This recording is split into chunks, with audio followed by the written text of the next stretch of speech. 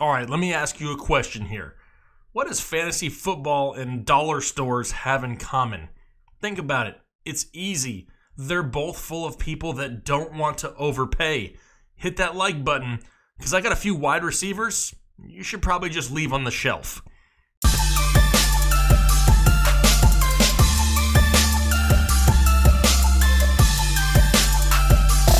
What is going on, Headliner Nation? Jake, Fantasy Headliners. Hopefully everybody's doing well out there. Listen, today we're talking about wide receivers, and we're talking about wide receivers that you may want to avoid during your fantasy football draft. They're a little overvalued, a little expensive, and one of the last things you want to do during draft day is overpay on somebody that's not going to return on their investment.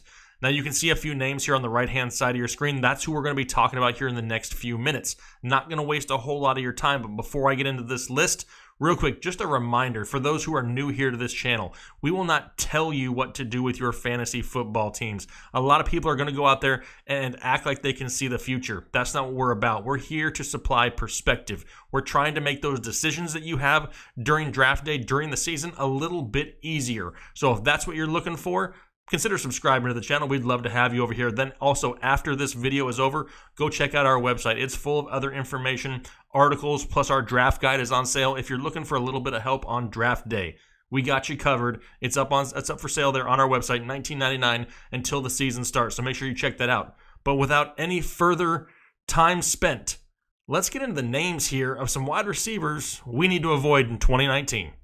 All right, let's talk about Sammy Watkins here first. His ADP has just skyrocketed the past couple months. He's all the way up into the beginning of the 5th round. But we know why. It's because of Tyreek Hill. And that whole situation, nobody knows what's going to happen as of yet. It's all speculation. Does he miss a few games? Does he miss the entire season? Do they cut him altogether? As of right now, we don't know. However, if he does miss time, Sammy Watkins is in line to be the #1 wide receiver of the Kansas City Chiefs. That's a pretty valuable piece to have. The problem is, dude can't stay healthy. The last time he played in 16 games was his rookie year. And if you take a look at his past injury history, the list is longer than the Santa Claus naughty and nice list. It's just never ending. He's literally been hurt on every area of his body. Now, if Hill does miss time, that will be 137 targets up for grabs in this offense.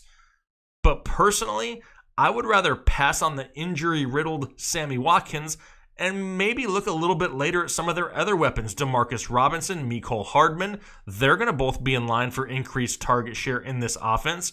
And if you want a piece of this offense, the value, the return on your investment may be with the guys in the later rounds. That's where I would be focusing, not so much overpaying for Sammy Watkins.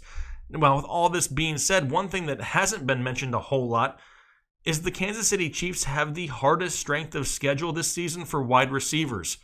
Put that together with the receivers that are around the same ADP as him.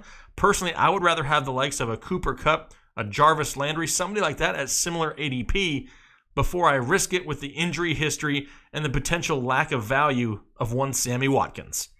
Next up, DJ Moore, second-year wide receiver of the Carolina Panthers. And he is now in line to be the #1 wide receiving option there in Carolina now that #NeverFunches is in Indianapolis. And DJ Moore had a decent rookie year, 55 catches, 788 yards, 2 touchdowns. The problem is Cam Newton and his throwing shoulder. At times last year, he looked like he couldn't make it more than 15 yards down the field without it looking like a lame duck. And now DJ Moore's going to get increased defensive attention on Sundays. Now that he's the #1 option, that means he'll be drawing the top cornerback on the opposing defense. He's really not going to live on the underneath routes. That's all going to be Curtis Samuel and Christian McCaffrey. And right now, there's wide receivers being taken after him, the likes of Tyler Boyd and Mike Williams. Both of those guys I would rather have over DJ Moore. We already know that at the end of last season, Curtis Samuel started to emerge. He started to be a big part of this offense, and it's going to happen again here in 2019. If Cam Newton's shoulder is not 100% and he cannot make the ball down the field, make those deep throws down the field, he's going to once again rely on the short to intermediate route, which is going to make Christian McCaffrey and Curtis Samuel look like total all-pros in this offense. So ask yourself this question: why are we going to draft DJ Moore in the mid-rounds when we can wait almost 7 rounds later and take Curtis Samuel and get similar production? if you're looking for a piece of this offense, it's going to be safer to go after Curtis Samuel there in the later rounds. We already know Christian McCaffrey's going to get his. In my opinion, DJ Moore just a little bit overvalued on draft day. Kenny Golladay up next, wide receiver of the Detroit Lions, and don't get me wrong, this kid is crazy, crazy talented. I mean, they've called him Babytron and given him all kinds of nicknames. The guy is impressive, and he can go up and get the 50-50 ball, big, athletic, strong receiver. But his numbers were really inflated in 2018. Don't forget that Golden Tate was traded midseason on week 8. Marvin Jones was injured for 7 games during the season, and with all of that going for him, he only finished with 70 catches, 1,063 yards, and 5 touchdowns in 2018. Not a horrible season, but there wasn't a whole lot of other options in Detroit either. And now his ADP is all the way back up to the 4th round. Now, Detroit and the new offensive coordinator have already come out and said they're going to be more committed to running the ball this season. Marvin Jones is back. They've acquired Danny Amendola. They drafted TJ Hawkinson, which looks to be a part of this offense. Kenny Golladay is a volume receiver. He needs to see a lot of targets to produce big numbers. A lot of his targets are going to be those 50-50 balls. He's not eating up PPR opportunities. He's not taking a whole lot of 5-yard slants and just racking up receptions. He's spreading the field. He's going for the deep ball. And because of that, he's going to struggle if he doesn't get a massive amount of targets. And now with these added weapons to this offense, or returning weapons, you could say also, he may not get that volume to really return on your investment on draft day. There's other wide receivers, in my opinion, that are right around him that I would rather have, that I believe are safer. Heck, any one of the Rams receivers are going to be right here. You have your choice of Brandon Cooks, Robert Woods, Cooper Kupp. They're all going to be right there around Kenny Golladay, and in my opinion, are a lot safer than Kenny Golladay.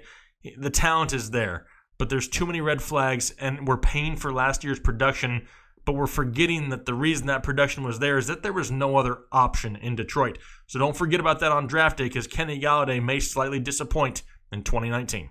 Last guy on the list, Will Fuller, wide receiver, Houston Texans, and this one pains my heart a little bit because I like Will Fuller. I think he's very talented and has that ability to have a huge ceiling on a weekly basis. But let's be realistic. Dude is doing his best Sammy Watkins impersonation at this point because he just can't stay healthy. Over the last 2 seasons alone, he's missed 15 regular season games. And even when he did play last season, he was out-targeted by slot rookie receiver Keke Coutee 30-19 in games that they played together. Now, Coutee had his own injury concerns, but you also can get Coutee 40 picks, almost 4 rounds after Will Fuller. If there's a piece of this offense that you want, I'm going to go for the slot receiver, the guy who's had the attention of Deshaun Watson in the past also. And then I'm going to take the guy that I can get cheaper on draft day. And right now, that's Keke Coutee. I know there's injury risk here in this offense. Why add to that and take that earlier pick? Now you're kind of relying on this guy at some point throughout the season. Keke Coutee is going to be in the double-digit rounds, minimal risk, and if he turns out to be healthy, you could have yourself a PPR monster. Personally, I would rather wait those 3 to 4 rounds and grab Keke Do You Love Me. Now, even if Fuller were to stay healthy for the entire 16 games, have you seen the end of their schedule? Weeks 9 through 15 are absolutely brutal.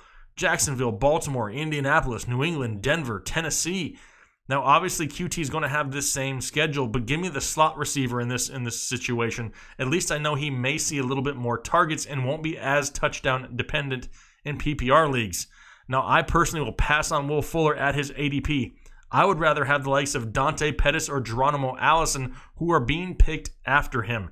At least I know they're coming into the season healthy. They're not so much of an injury concern, even though Allison will be coming back from an injury. It's just a little bit safer, in my opinion. I can't trust Will Fuller at this point. All right, those are a few of the wide receivers that I'm going to be avoiding during my fantasy football draft here in 2019. But like I've said a lot before, we're one of the most interactive YouTube channels, and I want to know who you're going to be avoiding this year.